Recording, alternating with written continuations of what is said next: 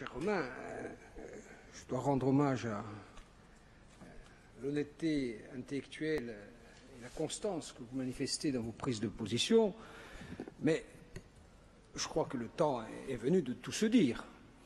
Il faut cesser de prendre les enfants du bon Dieu pour des canards sauvages. Je vous cite. Ce débat arrive maintenant, ou il aurait pu arriver un mois plus tard. Allez, au vieux. Reprenons les termes de Jean, de Fièvre, qui animent et les uns et les autres. Disons qu'il y a opportunité à ce que ce débat, tel que vous l'abordez, arrive en ce moment. Et on ne va rien esquiver, on ne va rien diluer dans nos propos, y compris sur le peuple corse, parce que manifestement, c'est la porte d'entrée de votre analyse. Donc, le calendrier, il faut l'assumer. On parle par 7 fois, vous l'avez dit mon cher Romain, de diaspora pour un sujet qui n'a aucun fondement juridique, je m'entends, le rapport le cite 33 fois. Donc, ne faisons pas comme si, aujourd'hui, on ne s'adressait pas aux Corses de l'extérieur inscrits sur les listes électorales. Grand A. Ma chère Vanina, les travaux en commission, faites-nous l'économie de suggérer que nous n'y participerions pas quand j'insiste à l'occasion de la motion de renvoi sur l'idée qu'il faut aller un peu plus en profondeur qu'une commission, qu'une simple commission sur ce sujet, actons ensemble qu'il s'agit d'un sujet complexe, au moins du point de vue technique. Il l'est du point de vue politique. Je pense que ça exigeait un peu plus de temps qu'une simple commission, ne serait-ce que pour répondre, pour nous, à la question fondamentale à laquelle vous n'avez pas pu répondre à la dite commission. Mais ça coûte cette affaire.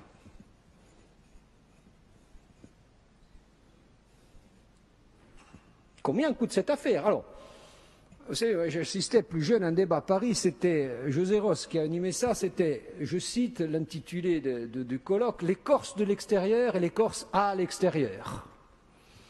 Je l'invite, je crois que les actes de ce colloque sont encore en ligne.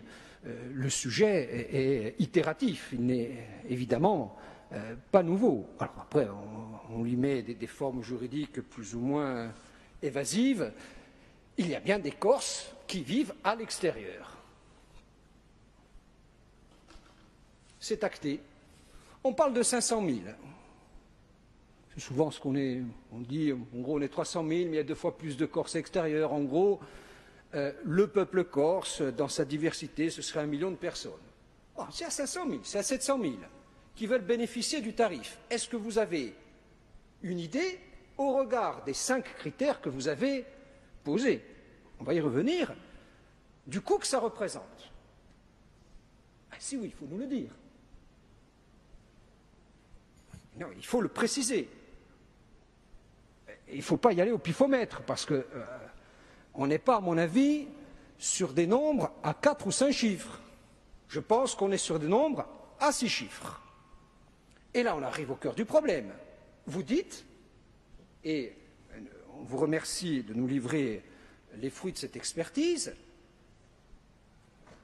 que l'extension du tarif résident, puisque c'est bien une extension, en tout cas analysée comme telle, par le professeur Renucci, que je veux remercier à mon tour, avec qui j'ai eu l'occasion d'échanger, à l'occasion de laquelle j'ai pu toucher du doigt à la fois son élégance et sa force d'expertise. Combien ça va coûter tout ça? Et sur la dotation de continuité territoriale, à l'instant T, à l'instant T+1. À l'instant T, vous avez bon droit, et à bon droit, a raison de rappeler que cette mandature a été l'objet d'économies sur la DCT. Il n'est pas dit que dans l'avenir, on ne revienne pas à une épure où les 187 ou 190 millions d'euros issus de la solidarité nationale ne suffisent plus à financer le cœur d'activité de la DCT. Je le rappelle, originellement, la DCT, c'était pour faire du bord à bord sur du tarif deuxième classe SNCF. C'est comme ça que ça a été imaginé. C'est comme ça, vous aurez bon jeu de dire que ça a été dévoyé. C'est comme ça que ça a été fongibilisé au fil du temps. Et on peut faire désormais 3 choses avec cette DCT. Organiser la desserte maritime et aérienne. S'il reste un peu d'argent, les ports, les aéroports, les routes. Très bien. Et puis, depuis quelque temps, on peut, y compris, c'est octroyer la possibilité d'alimenter le comité de massif.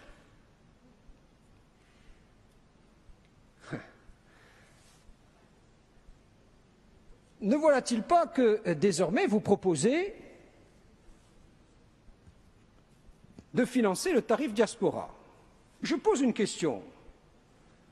L'année prochaine, s'il reste, allez, 10 millions d'euros,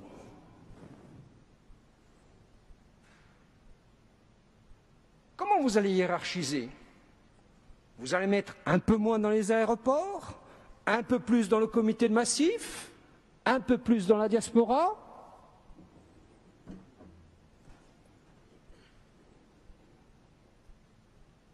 Vous comprenez bien que sur ce sujet fondamental, on a besoin de lisibilité. On ne peut pas fonctionner au pifomètre compte tenu, j'insiste beaucoup, sur les échelles dont on parle. Et compte tenu du fait que si on envoie ce message, ce n'est pas one shot, ce n'est pas cette année on vous finance parce qu'il y a des élections, je caricature, hein. Je n'irai pas jusqu'au procès. C'est quelque chose qu'on va installer dans le temps, à la fois dans les mémoires et dans les pratiques. Donc le corollaire de ma question, si demain il n'y a plus d'économie pour des raisons, Covid, crise et tous les tourments qui font la vie financière d'une collectivité, s'il n'y a plus d'économie, qu'est-ce qu'on fait? On va puiser sur les ressources générales de notre budget pour faire du tarif diaspora. Alors, je reviens à ce que disait Jean-Charles, la vie politique, elle est faite de choix et donc de renoncement. Il faut que vous nous disiez ici à quoi vous avez prévu de renoncer si d'aventure, qui n'est quand même pas une projection illusoire, nous arrivons à flottaison de la consommation de la DCT. Première série de questions. Deuxième série, je vais passer plus vite puisque Romain a posé les termes du débat. On voit bien que l'objet aujourd'hui de ce dossier, je vous fais crédit d'une certaine sincérité, de répondre à une demande que de poser en filigrane les fondements du peuple corse. À titre personnel, mon cher Romain, je n'ai aucune réserve sur l'existence du peuple corse. Le peuple corse, ce n'est pas une entité uniforme. Et d'ailleurs, les 5 critères que vous mettez sur la table montrent qu'il y a dans le peuple corse des gens qui vivent en Corse, des gens qui vivent à l'extérieur, des gens de l'extérieur, des gens qui ont... c'est comme ça en tout cas à la faveur des 5 critères que nous l'interprétons, des gens qui ont une sépulture d'un aïeul. C'est ça, pour vous, le peuple corse. Souffrez que nous ayons une définition alternative du peuple corse. Mais en même temps que je dis qu'il existe un peuple corse, et ça c'est une position personnelle, toutes les composantes du peuple corse ne peuvent pas avoir les mêmes droits quant à l'usage qu'on fait depuis cette collectivité, notamment des tarifs. Et c'est là où on ne va plus être d'accord. Pour autant, les réacteurs étant coupés, je vais devoir faire un atterrissage forcé. donc je vais essayer de ne pas me cracher. J'en étais, oui, au message, en tout cas au signal que de notre point de vue, vous entendez donner dans ce rapport sur les critères qui fixent le peuple corse. Nous, ce n'est pas dans ce débat-là qu'on veut rentrer. Et on vous le dit vraiment très directement, en s'adossant à ce que dit en synthèse le professeur Renouch. Et c'est là où nous, on veut rentrer dans le champ de la faisabilité. Et non pas minorer le débat qu'a posé, on ne veut pas l'évacuer, le débat qu'a posé Romain, même si il est en toile de fond. Le professeur Renouch nous dit qu'il y a deux critères qui peuvent convaincre la Commission européenne. J'ouvre une parenthèse, je referme aussitôt, il fut un temps où, avant d'aller en commission, on allait tâter le terrain à la Commission européenne en délégation. Donc, parenthèse aussitôt refermée, ça aurait pris du temps et peut-être ne serions-nous pas dans le même calendrier. Ces deux critères, c'est quoi? En gros, c'est essayer d'identifier le droit à la famille et, deuxième critère, mettre en évidence le bénéfice économique, en gros, que la Corse pourrait tirer de cette clientèle, entre guillemets, affinitaire. Je pèse les mots, mais c'est comme ça que Bruxelles peut jeter un œil bienveillant sur cette question. C'est le fondement des deux amendements, enfin des trois amendements de l'amendement qui porte trois considérations que nous allons vous déposer. Nous n'allons pas aller jusqu'à ce que vous mettez en évidence de façon, pour nous parfois,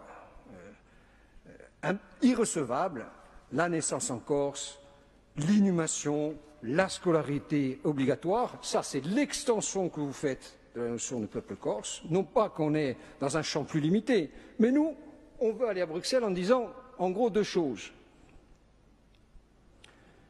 Et on est d'accord avec votre cinquième critère, que nous avons évidemment étendu à la nue propriété. J'habite sur le continent, j'ai une propriété au sens large, à savoir l'usufruit, la nue propriété, l'indivision, la pleine propriété, pourquoi pas. Et deuxièmement, on va faire beaucoup plus simple que vous, précisément pour rentrer dans le champ de la faisabilité. On dit, voilà, autre critère, c'est et où. Ça peut être où. Eh bien, soit en ascendance de deuxième ligne, je peux justifier de la résidence permanente de mon père, de mon grand-père, de mon fils, de mon petit-fils, en synthèse. Et là, on convoque le droit à la famille.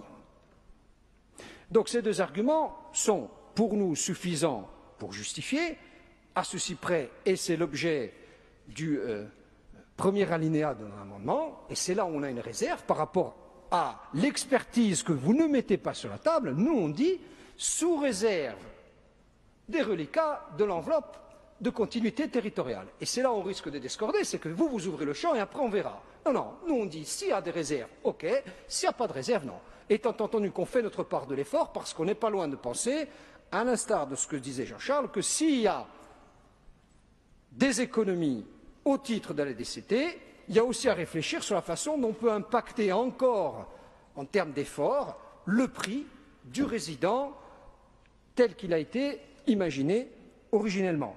Voilà la proposition que nous faisons, qui est une proposition déconnectée des calendriers, qui est une proposition responsable, qui tient compte du fait qu'il y a des gens de l'extérieur qui souhaitent venir en Corse, des Corses de l'extérieur, qui pourraient venir au titre de la justification d'une famille résidente ou d'un bien immobilier. Voilà en gros l'esprit à la fois qui nous traverse, qui est un esprit de responsabilité quant à la légitimité d'hommes et de femmes qui vivent à l'extérieur, qui souhaitent venir plus régulièrement en Corse, et une responsabilité quant à l'avenir des finances de cette collectivité. Et je crois que vous montreriez vous-même un signal de responsabilité si vous vous rapprochiez de nos positions, au moins sur ce deuxième point.